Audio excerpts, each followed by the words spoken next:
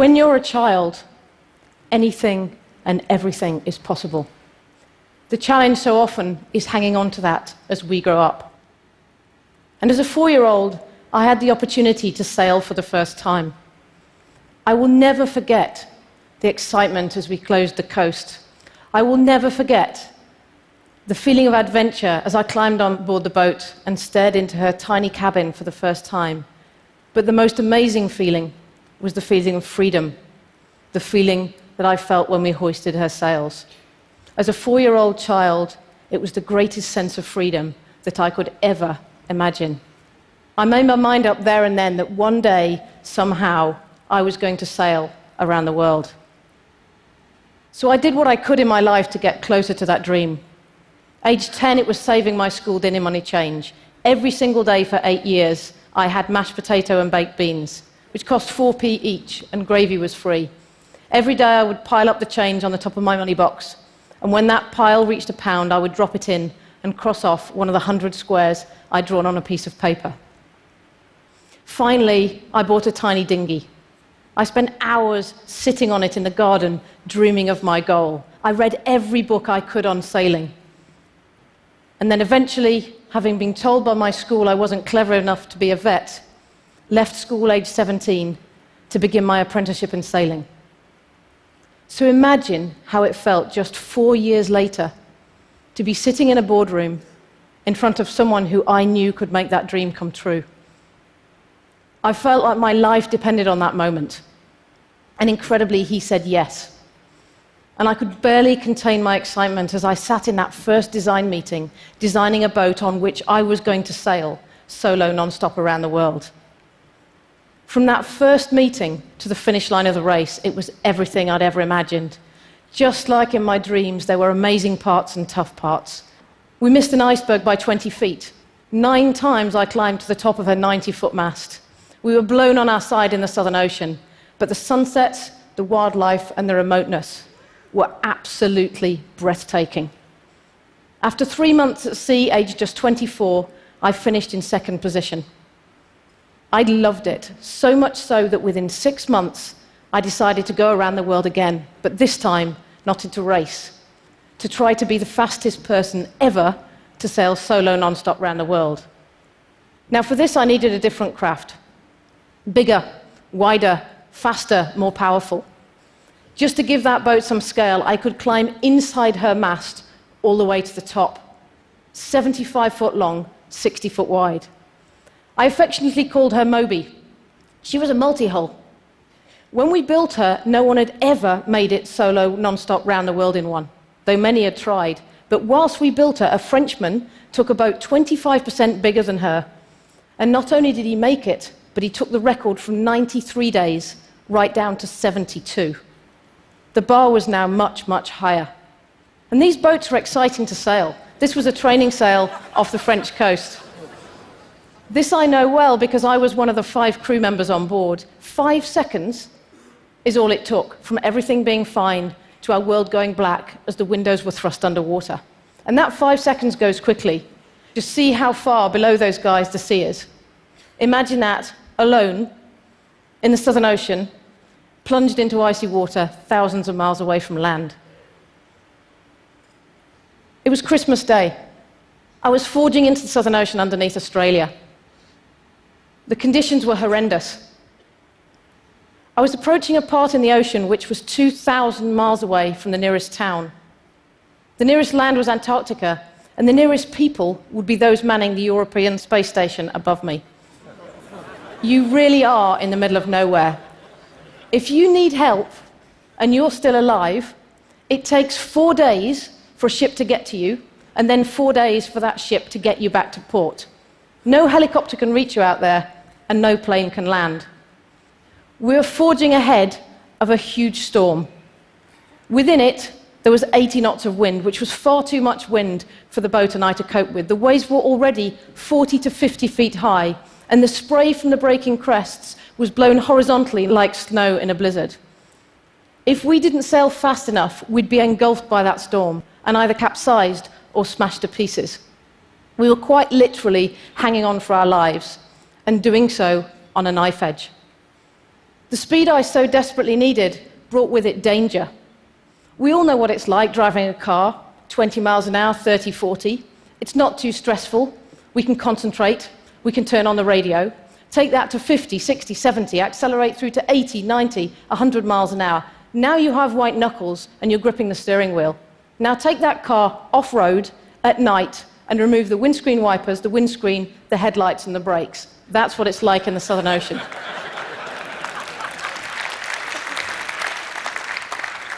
You can imagine it would be quite difficult to sleep in that situation, even as a passenger. But you're not a passenger. You're alone on a boat you can barely stand up in, and you have to make every single decision on board. I was absolutely exhausted physically and mentally. 8 sail changes in 12 hours. The mainsail weighed 3 times my body weight, and after each change, I would collapse on the floor soaked with sweat, with a freezing Southern Ocean air burning the back of my throat. But out there, those lowest of the lows are so often contrasted with the highest of the highs. A few days later, we came out of the back of the low. Against all odds, we'd been able to drive ahead of the record within that depression. The sky cleared, the rain stopped, and in a heartbeat, the monstrous seas around us were transformed into the most beautiful moonlit mountains. It's hard to explain, but you enter a different mode when you head out there. Your boat is your entire world, and what you take with you when you leave is all you have. If I said to you all now, go off into Vancouver and find everything that you will need for your survival for the next 3 months, that's quite a task.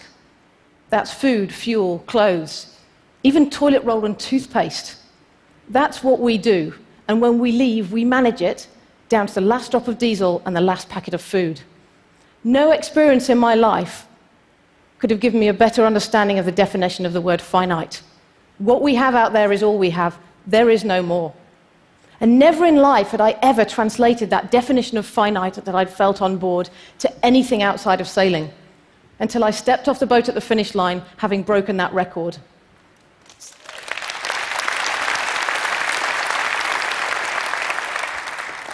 Suddenly I connected the dots. Our global economy is no different. It's entirely dependent on finite materials we only have once in the history of humanity. And it was a bit like seeing something you weren't expecting under a stone and having 2 choices. I either put that stone to one side and learnt more about it, or I put that stone back and I carried on with my dream job of sailing around the world. I chose the first. I put it to one side, and I began a new journey of learning, speaking to chief executives, experts, scientists, economists, to try and understand just how our global economy works. And my curiosity took me to some extraordinary places. This photo was taken in the burner of a coal-fired power station. I was fascinated by coal, fundamental to our global energy needs, but also very close to my family. My great-grandfather was a coal miner, and he spent 50 years of his life underground. This is a photo of him, and when you see that photo, you see someone from another era. No one wears trousers with a waistband quite that high in this day and age. But yet that's me with my great-grandfather. And by the way, they are not his real ears. We were close. I remember sitting on his knee listening to his mining stories. He talked of the camaraderie underground and the fact that the miners used to save the crusts of their sandwiches to give to the ponies they worked with underground. It was like it was yesterday. And on my journey of learning, I went to the World Coal Association website, and there in the middle of the homepage it said, we have about 118 years of coal left. And I thought to myself, well, that's well outside my lifetime, and a much greater figure than the predictions for oil. But I did the maths, and I realized that my great-grandfather had been born exactly 118 years before that year. And I sat on his knee till I was 11 years old. And I realized it's nothing, in time nor in history. And it made me make the decision I never thought I would make, to leave the sport of solo sailing behind me and focus on the greatest challenge I'd ever come across, the future of our global economy. And I quickly realized it wasn't just about energy, it was also materials. In 2008, I picked up a scientific study looking at how many years we have of valuable materials we extract from the ground. Copper 61, tin, zinc 40, silver 29. These figures couldn't be exact, but we knew those materials were finite. We only have them once. And yet our speed that we've used these materials has increased rapidly, exponentially. With more people in the world with more stuff, we've effectively seen 100 years of price declines in those basic commodities erased in just 10 years. And this affects all of us. It's brought huge volatility in prices, so much so that in 2011, your average European car manufacturer saw a raw material price increase of 500 million euros, wiping away half their operating profits through something they have absolutely no control over. And the more I learnt, the more I started to change my own life. I started traveling less, doing less, using less. It felt like actually doing less was what we had to do. But it sat uneasy with me. It didn't feel right. It felt like we were buying ourselves time. We were eking things out a bit longer. Even if everybody changed, it wouldn't solve the problem. It wouldn't fix the system. It was vital in the transition, but what fascinated me was in the transition to what? What could actually work? It struck me that the system itself, the framework within which we live, is fundamentally flawed. And I realized ultimately that our operating system, the way our economy functions, the way our economy has been built, is a system in itself. At sea, I had to understand complex systems. I had to take multiple inputs. I had to process them. And I had to understand the system to win. I had to make sense of it. And as I looked at our global economy, I realized it too is that system. But it's a system that effectively can't run in the long term. And I realized we'd been perfecting what's effectively a linear economy for 150 years, where we take a material out of the ground, we make something out of it, and then ultimately that product gets thrown away. And yes, we do recycle some of it, but more an attempt to get out what we can at the end, not by design. It's an economy that fundamentally can't run in the long term. And if we know that we have finite materials, why would we build an economy that would effectively use things up, that would create waste? Life itself has existed for billions of years and has continually adapted to use materials effectively. It's a complex system, but within it there is no waste. Everything is metabolized. It's not a linear economy at all, but circular. And I felt like the child in the garden. For the first time on this new journey, I could see exactly where we were headed. If we could build an economy that would use things rather than use them up, we could build a future that really could work in the long term. I was excited. This was something to work towards. We knew exactly where we were headed. We just had to work out how to get there. And it was with exactly this in mind that we created the Ellen MacArthur Foundation in September 2010. Many schools of thought fed our thinking and pointed to this model.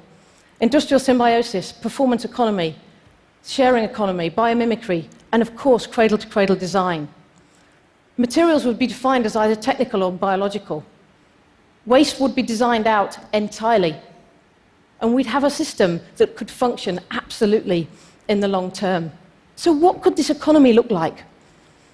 Maybe we wouldn't buy light fittings, but we'd pay for the service of light, and the manufacturers would recover the materials and change the light fittings when we had more efficient products. What if packaging was so non-toxic it could dissolve in water and we could ultimately drink it? It would never become waste. What if engines were remanufacturable and we could recover the components, materials, and significantly reduce energy demands? What if we could recover components from circuit boards, reutilize them, and then fundamentally recover the materials within them through a second stage? What if we could collect food waste, human waste? What if we could turn that into fertilizer, heat, energy, ultimately reconnecting nutrient systems and rebuilding natural capital? And cars, what we want is to move around. We don't need to own the materials within them. Could cars become a service and provide us with mobility in the future? All of this sounds amazing, but these aren't just ideas, they're real today. And these lie at the forefront of the circular economy. What lies before us is to expand them and scale them up. So how would you shift from linear to circular? Well, the team and I at the Foundation thought you might want to work with the top universities in the world, with leading businesses within the world, with the biggest convening platforms in the world, and with governments. We thought you might want to work with the best analysts and ask them the question, can the circular economy decouple growth from resource constraints? Is the circular economy able to rebuild natural capital? Could the circular economy replace current chemical fertilizer use? Yes, was the answer to the decoupling, but also, yes, we could replace current fertilizer use, by a staggering 2.7 times.